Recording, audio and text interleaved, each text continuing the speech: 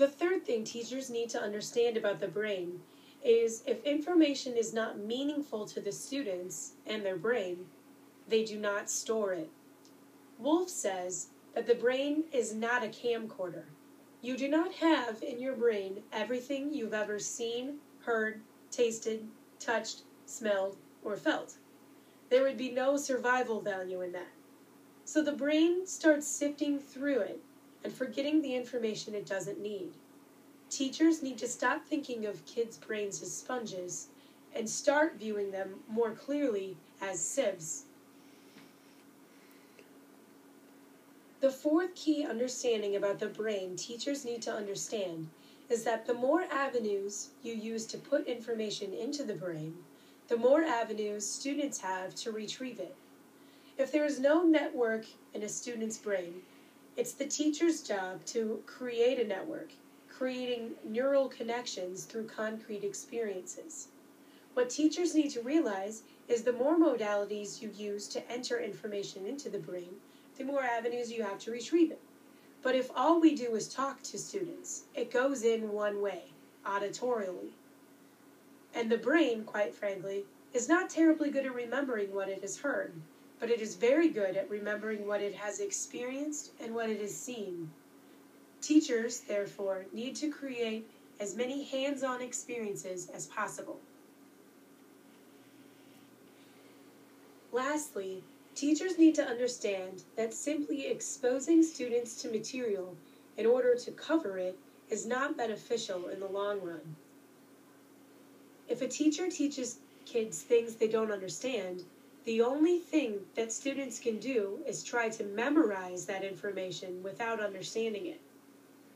Students can, however, learn certain routines by strengthening their procedural memory.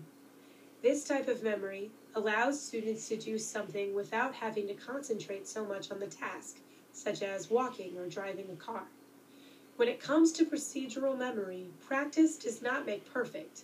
Practice makes permanent. It's important that teachers focus on important skills and teach them thoroughly rather than rushing through material in order to cover a certain amount. According to Pat Wolf, coverage is the greatest enemy of comprehension that we have. When you cover information, when you skim it over and say, well, I'm just going to expose students to it, it does not make strong connections. In fact, it often causes wrong connections to be made and confusion and misconceptions and misunderstandings. There are several teaching strategies that teachers can use that support this research. Teachers can give value to students' understanding while they are learning a skill by taking the time to explain and discuss its usefulness in a variety of contexts. Taking time in class to do this will help students rationalize their decision to make connections with the new information to prior knowledge and increase the likelihood of their brain valuing the information enough to store it and make it easily retrievable. Teachers should approach new concepts using a variety of methods, including hands-on experiences whenever possible.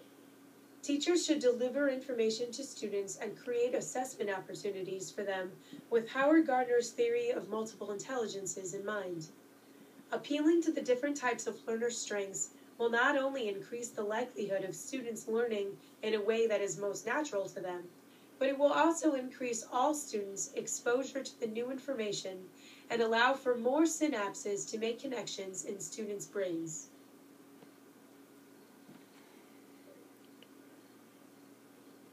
Teachers should use technology to create more authentic experiences for students. Technology can allow teachers to take students on virtual tours of other countries, famous places, or historic landmarks without the need to leave the classroom. Students can communicate with others across the county or across the globe using free services such as video chatting and blogging. Technology can also allow for more authentic assessment opportunities by helping students create new things and share them with their peers or in their communities.